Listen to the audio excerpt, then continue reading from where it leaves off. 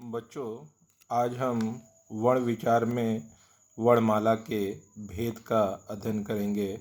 इन्हें दो भागों में विभाजित किया गया है, स्वर और व्यंजन।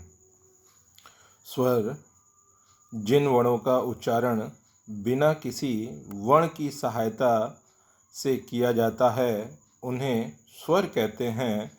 इनका उच्चारण करते समय वायु बिना रुकावट के मुख से बाहर निकलती है।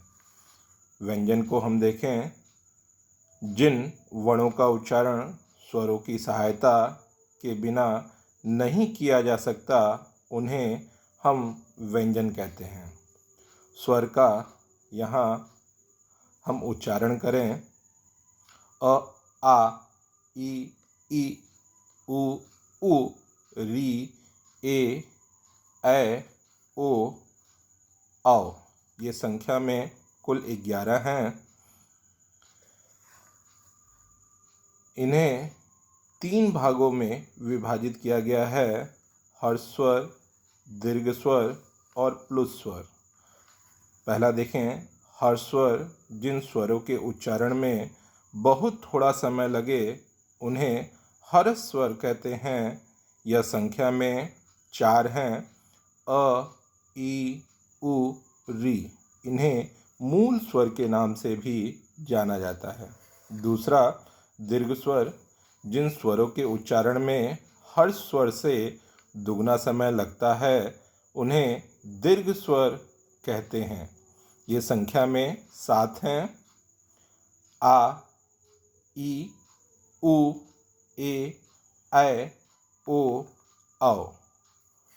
तीसरा हम देखेंगे, प्लुत स्वर जिन स्वरों के उच्चारण में मूल स्वर से लगभग 3 गुना समय लगता है, उन्हें प्लुत स्वर कहते हैं। उदाहरण के लिए, ओम।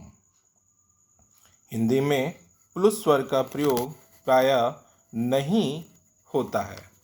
आगे के अन्य वर्णों में हम अध्ययन करेंगे अनुस्वार का। जिन स्वरों के उच्चारण में हवा केवल नासिका से निकले व उच्चारण अधिक जोर से हो, उस पर केवल बिंदु लगाया जाता है, ऐसे स्वर अनुस्वार कहलाते हैं। उदाहरण के लिए, रंग, अंग, गंगा, सुंदर, चंचल आदि। आगे हम देखते हैं अनुनासिक। जिस स्वर के उच्चारण में हवा मुख और नासिका दोनों से निकले, उसे लिखते समय वर्ण के ऊपर चंद्र बिंदु लगा दिया जाता है। ऐसे स्वर अनुनासिक कहलाते हैं। उदाहरण में हम कुछ शब्दों को देखेंगे, चांद, आंगन, गांव, दांत, 5 आदि। विसर्ग इसी क्रम में देखते हैं।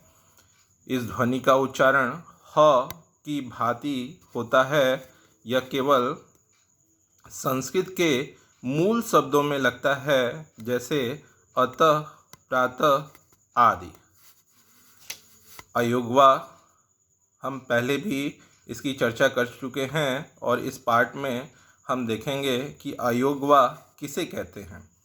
हिंदी वर्णमाला में अंग, अनुस्वार तथा अह विसर्ग को अयोगवा कहते हैं। इन्हें स्वर के साथ लिखा जाता है। ये स्वतंत्र रूप से प्रयोग नहीं किए जाते, ना ये स्वर हैं और ना ही व्यंजन हैं। उदाहरण के तौर पर हम अनुस्वार का उदाहरण दे सकते हैं अंग शब्दों से, जैसे संध्या, सायंकाल, अह से अतः, विशेषतः, प्रातः आदि। धन्यवाद।